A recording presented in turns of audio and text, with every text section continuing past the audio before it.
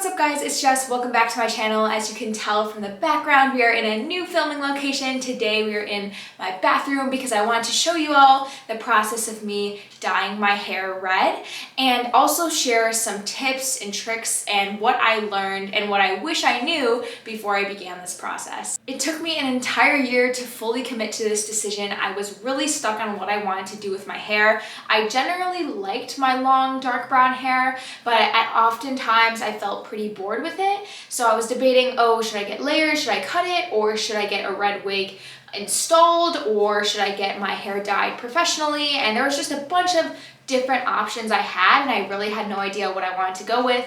As you all know, I'm kind of working on saving my money and trying to be more financially wise, but I knew I did want to make this decision, and so that kind of ruled out getting a wig installed or getting it professionally done because those are often very costly. So I just decided to buy the supplies I could at Sally's Beauty Supply and have my friend dye my hair for me. Here is my receipt from Sally's Beauty Supply, so I'm going to go ahead and list off all of the products that I bought in order to go through this process. The first thing that I bought, which is the most important, was the dye itself, and I used the Excellence High Color Highlights in Magenta. You'll see a lot of YouTubers who have this color, they'll use that product. If you have a hair length and a hair thickness similar to mine, my hair is very long, very thick, I ended up needing 4 bottles. It was almost 4, it was like 3.5, but I would recommend getting 4 to be safe. Worst case scenario, if you don't end up using all of it, you can just return that last one. Along with that, you're going to need a developer. This is the developer that I use. A lot of other YouTubers use this one as well, but I see them use a huge jar.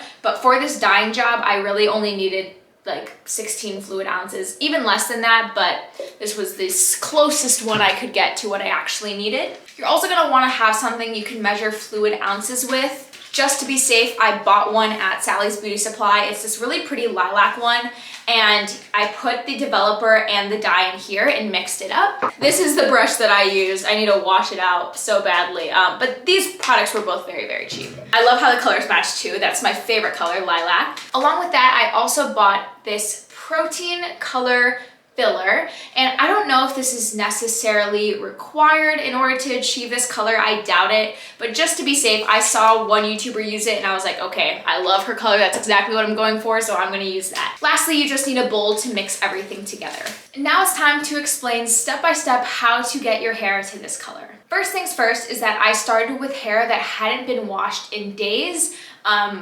quite a few days.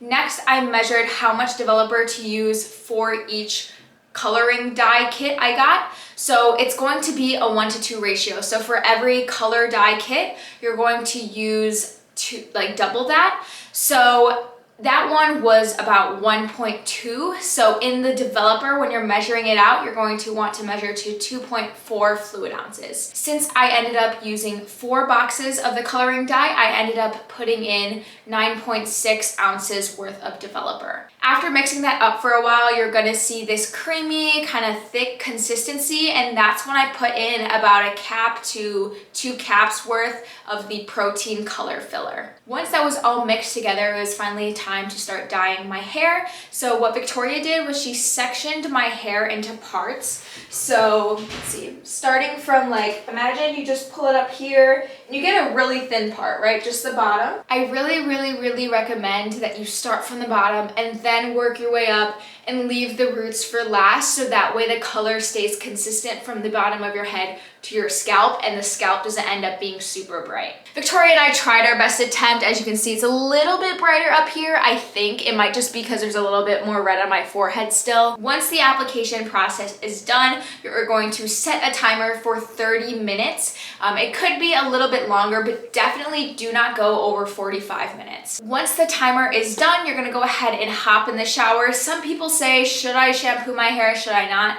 Personally, I did, and these are the products that I used for that. For shampoo, you're going to want to use one that is sulfate-free and is meant for hair that has just been colored.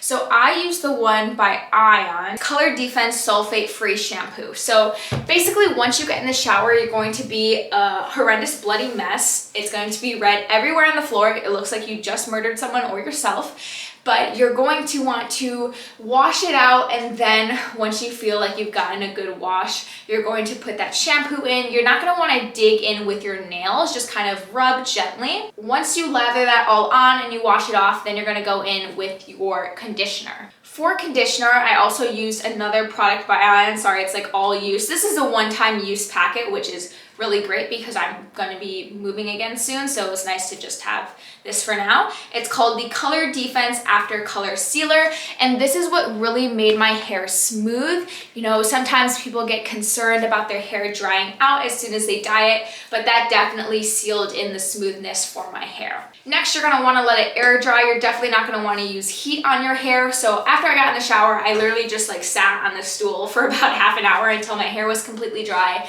And then when it was dry, I started to comb it through, and this is the end result. Now that I've explained the exact process, I wanna tell you all some things that I've learned and what I wish I knew before I dyed my hair. One of the most important things that I wish I knew before I dyed my hair was that there's a possibility that it will itch so bad.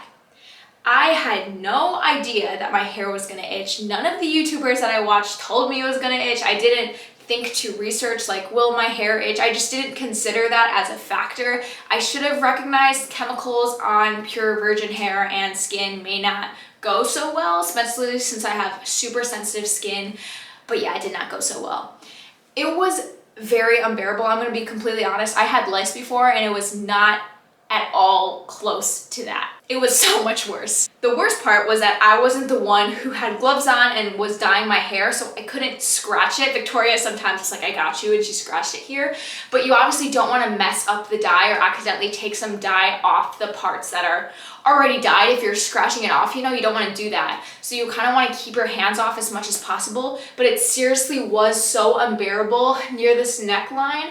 And then also up here. I would say under here was the worst part because I just wanted to like take my fingernails and dig in through my neck. In terms of a tip for that, I would recommend definitely having the least amount of skin be in contact with the hair dye. Obviously it's going to make contact on your scalp, but what Victoria and I kind of did was paint my neck essentially, not to the fullest extent, but that's obviously probably what made it itch so bad. So I would recommend wearing maybe a turtleneck, maybe having a towel underneath. I didn't do either of those. I just wore a t-shirt that I didn't really care about, but unfortunately the t-shirt kind of dipped a little bit lower on my shoulders and exposed more of my neck and my back, which is kind of what was the part that was itching so bad. Again, I don't know if this is because of the products we used or if I had an allergic reaction or if professional dye experiences you won't experience this itching effect, but I just wanted you to all know that this is something that I went through and it was pretty unbearable. Even though I love the result now,